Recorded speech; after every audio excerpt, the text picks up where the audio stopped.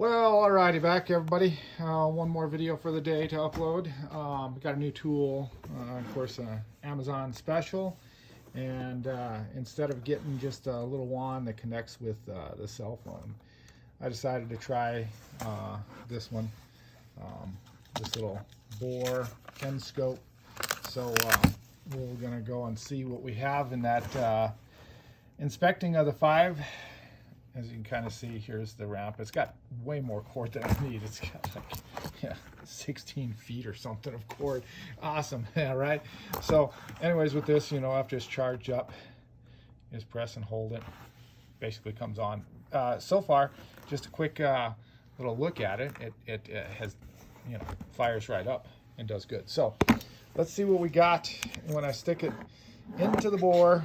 Where it's like, hopefully it almost sounded like it popped, but let's this is bottom dead center roughly, and you can kind of see in there the piston, if I can get that correctly. There it is. The piston looks like shit. Well, it was one of those things. Is a little chunk out of the lower side, the transfer, that's not too bad, right? And then of course you roll it around. That's the exhaust. Looking at it that way, a little chunk on the exhaust. Something definitely went through here. Now I got to figure out, basically tearing it apart and seeing if it was a bearing from the lower end that went through, or if it was a circlip that kind of came off. What was the ordeal with this there. So these other transfers look okay. So who knows? The cylinder might be salvageable. I probably will look at just getting a piston and going with the cylinder, trying to salvage it. So that's what you kind of see. So actually not half bad on the cross hatching on the cylinder. Let's see.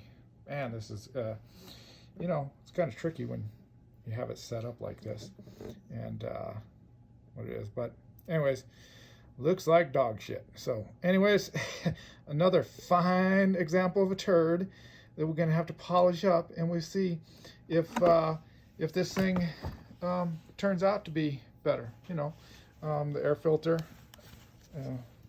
isn't too terrible. Looked like somebody tried to put a new plug in, and because it has like 0 runtime on it, there's like no discoloration there. So anyways, it wasn't just like the last one, it wasn't just the decomp button. Still doesn't, but it's rather clean. It's doesn't appear to be ingested a bunch of stuff. So somehow it just ingested something through there, and we'll have to figure out what it is, and go from there. So this will be my first, let's say, modern saw with other than those 362s, the steel 362s. There were carbureted versions. I had 2 of them, 2014 and 2017 version, I believe.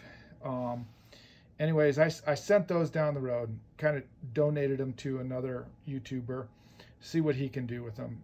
If you're following along on the 362s, look for Charlie Briscoe.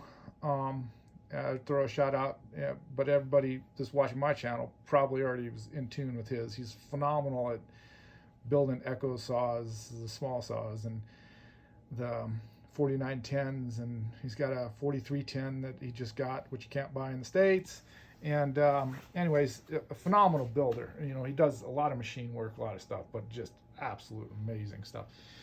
Hopefully he'll be able to perform those 372s. I asked it, all it was to kind of show what I did, and if right, wrong, and different, be brutally honest, and also just see if he can get him to perform, and give some tips and tricks, because I know there's a lot of them out there, and not a lot of people have ended up